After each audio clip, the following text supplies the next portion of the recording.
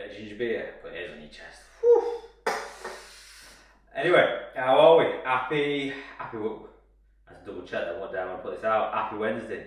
Hope everybody is well. It's finally sunny again in the UK. Happy days. It's getting there. I always think like in English weather, it's just not even. It's like 23 degrees. It's like 40. Just English weather is just different to any other weather.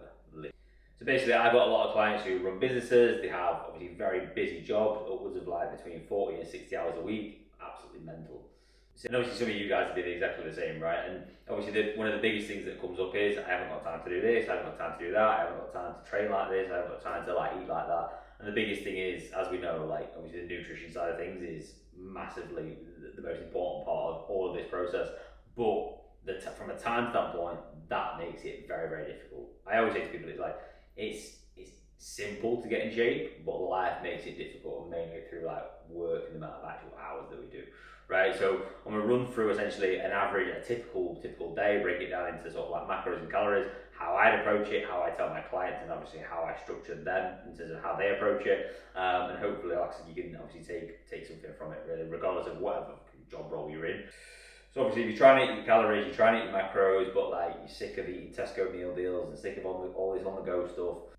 Like I said, I'm going to run through an exact structure, like on average around between 2.4 and 2.5 thousand calories for the day, and then around sort of 180 gram of protein, really. So a rough average. I'll run through a structure. If obviously you're on more calories than that, you obviously add more to the amount of food that I've actually stated in here. If obviously you're having less food, you essentially just take it away, right? Again, it's just to give you a structure and a framework to go off, essentially. So first, just a few tips. A lot of it is going to come down to obviously the structure and the routine of your week, right? So I'd be looking at my upcoming week in terms of the amount of hours I'm working, if you're running a business, like the calls I've got, when can I actually fit my meals in? Am I going to have to prep some food one day? Am I going to be working from home another day? So it comes down to forward planning, right? So you're looking at your week and thinking, right, for Monday through to Thursday, I'm going to have to like meal prep at least breakfast and lunch. Dinner usually, 9 times out of 10, you can have it fresh when obviously you get home, right? And even if you can't, I'll run you through obviously some examples. I would say as well, regardless of whatever goal you're on, you're going to be aiming towards a certain amount of calories and a certain amount of protein, really. Carbs and fats, I always say, will make up what they make up. I would be logging your food, yes, you need to log your food, or you get a coach to give you a meal plan. I would be logging that food either the night of or the morning of, before you've actually consumed that food. The reason I say that is because literally what I've just said, you've not already consumed it yet. So if you're, again, we'll stick with this example that I've already given, if we're trying to hit 2,500 calories and 180 gram of protein, just for argument's sake, if you could, for example, log that the night before in MyFitnessPal, whatever app you're going to choose, and you can sort of see, right, well, from what I've logged, in terms of breakfast, snacks, lunch, dinner, I know that, for example, I'm at 160 gram of protein, but I might be upwards of 2,700 calories. So essentially, it doesn't matter at that point because you've not already eaten it. So essentially, what you need to do is adjust a couple of things on, again, stick with MyFitnessPal, obviously regarding bringing them calories down, but also regarding obviously increasing that protein. And then in reality, once you have roughly, I would work on a range, 100 calories either way, and getting close to that protein as much as possible. It's like, right, then you have your day, you've prepped for it, and then all you have to do is obviously consume that food the day of, and then either the next day or that actual day, depending on when you've logged it, all you have to do is obviously consume it, right? And it's just a little tip in terms of just being consistent with the actual calories and the macros that you actually need to hit, right? The worst thing you can do is log through the day or log last thing at night when you've already eaten everything, and it's like, oh shit, I already overconsumed by 400 calories, my protein's really low. And at that point, you're not going to be expected to like ram a load of food down your neck to try and hit your protein goal. Do you know what I mean? So just in order for you to be a bit more organised on that side, it's going to allow you to be more consistent when hitting the targets that you need to hit. A little tip as well, just before we get into the actual structured full day of eating, is I would be utilising shakes as much as you can, right? Whether you put protein powder in them or you don't.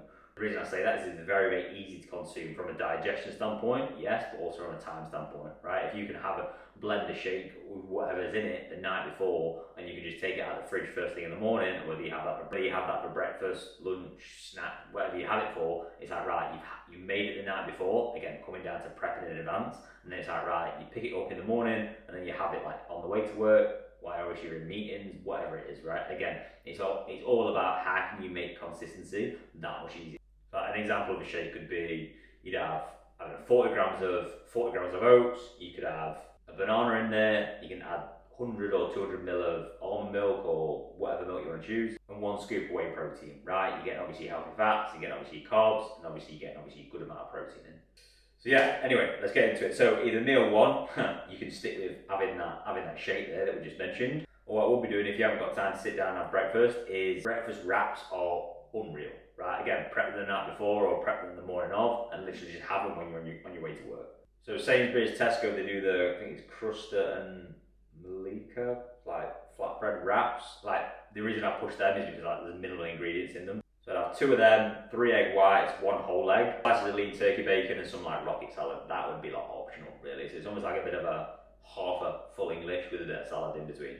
That'll give you 400 calories and 35 grams of protein and won't make you feel like sluggish at all. Wrap it in foil and then you're off. For lunch, again, we're thinking about how can we make this as time efficient as possible. Ideally, like I said, you prep this the night before. So I'd be having around 80 to 100 grams of pasta, 125 grams of cooked chicken, some red onion, 10 grams of pesto, optional 15 grams of feta at the end. With like a light drizzle of like low calorie sauce really. So you can have obviously low calorie mayo, low calorie, like Nando sauce is a great one. So again, it adds a lot of flavour, like a nice bit of spice as well, but very, very minimal calories as well. It's like, that's the whole thing as well. It's like, these things need to be time efficient, but they also need to be enjoyable, right? You don't want to be eating dry chicken and rice, blanded, no seasonings, no nothing. It's like, yeah, great, I'm consistent with what I'm eating, but it's like, again, that's only going to last for 2-3 weeks before you get absolutely sick of it. It sounds like absolute prison. So around 500 to 550 calories, around 40 grams of protein, around 40 grams of protein. Obviously, sort it out the night before, pack it in a glass Tupperware, job done. Usually it would be like a light snack really. So a lot of people I know, like they go to usually then coming into, like I said, more of like a light snack before the gym. So usually a lot of people will go to the gym after they finish work around 5 to 6. If you go in obviously before the gym, I wouldn't really, more than likely you are going to be going at like, what, 5 or 6 a.m. I wouldn't really be eating anything before that, sorry.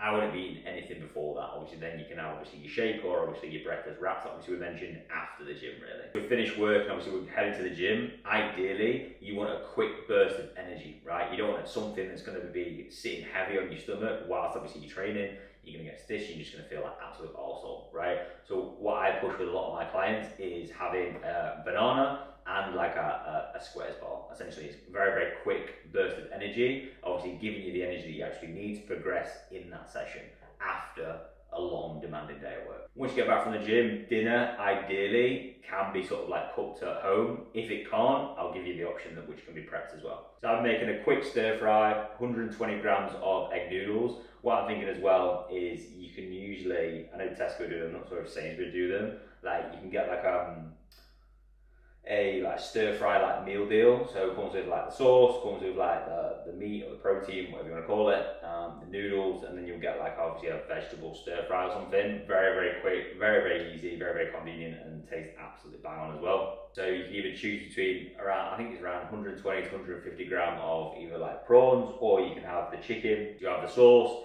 you have the vegetable stir fry, and then just whack that in a wok, mix it all together, 10-15 minutes, however long it's going to take, and then serve that. Happy days. So around 450 to 500 calories depending on where you're getting it from, and around sort of like 35 to 40 grams of protein. The good thing with this as well, I know some of my clients they'll work nights, so this is a great meal that you can utilize as well to cook and then to prep and then to take obviously on your shift at work if you're working late nights, or obviously if you're not, obviously it's good enough as well because it's still filling, but it's not too filling where it's obviously going to sit heavy on your stomach and then interrupt your sleep. So perfect meal all round. And then finally, to round up the day is what I like to call a bit of a macro filler. So ideally we want to be having a bit of something sweet, a bit of a pudding before we hit the hay, right? Again, there's me saying right, I need to get it out of my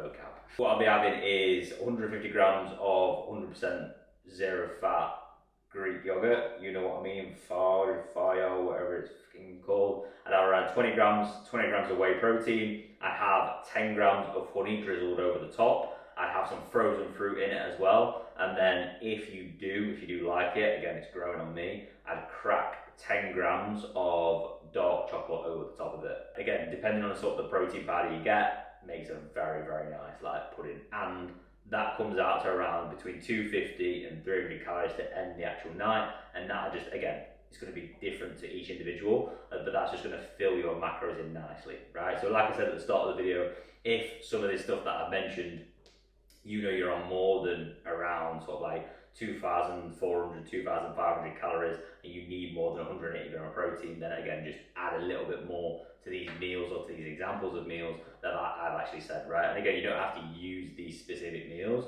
I just think it's good to give you a bit of a framework and a bit of a structure to go off, give you some ideas in terms of how I would plan my day, how I plan my week from a nutrition standpoint, despite working crazy amount of hours, despite, for example, traveling to XYZ place, despite being strapped to a desk all the time. Do you know what I mean? It all comes down to being prepped, right? And again, that shouldn't be an issue for you if you know what you want to achieve and essentially why you want to achieve it, right? That's what it all comes down to. Because people say, oh, I haven't got time to prep, I haven't got time to do this. Well, you know, then what are you going to do? Do you know what I mean? You have got time to do it. It's setting aside 10 to 15 minutes before. It's setting aside 10 to 15 minutes like at night, or for example, on a Sunday. What I would sometimes suggest is, if you want to prep your meals for Monday, Tuesday, Wednesday, again, like I said, you only need maybe like breakfast, lunch, and obviously prep your snacks. Like I said, dinner can usually be cooked at home. And then on maybe a Wednesday, you just prep your meals for Thursday and Friday, right? If one of them days or two of them days you work from home, again, great, you're in a much better position. Whereas obviously if you're working like 5 days a week from essentially the office, that's how I'd split it up. Some people do prep Sunday for the whole entire week, and I just think by the time you get to Thursday, nobody really wants to be touching that scram, do they? I know people like freeze it and stuff, but I mean, each their own, but I won't be a fan of that. So yeah, like I said, a bit of a different video. Hopefully you can, like I said, take something from it and apply it obviously to your own journey, whatever you sort of like working towards. Just because like I think you see a lot of things on Instagram and stuff like that, oh, you can cook this, you can cook that, and I think sometimes people forget the amount of hours that people work, or for example, because they've got like a family of however many, do you know what I mean? It's like, it's not always doable given the time that you actually have in your day or in your actual week. Do you know what I mean? So I think looking at options like this, again, consistency is the name of the game, right? So how can you make consistency as easy as possible? How can you make it as time efficient as possible, right? If you do them two things, you cannot fail if you, for example, do the work and you're consistent with it. Literally as simple as that, right? Set yourself up for this week, come in, get your meals prepped, and I'll see you, sunshine, in the next one. Peace.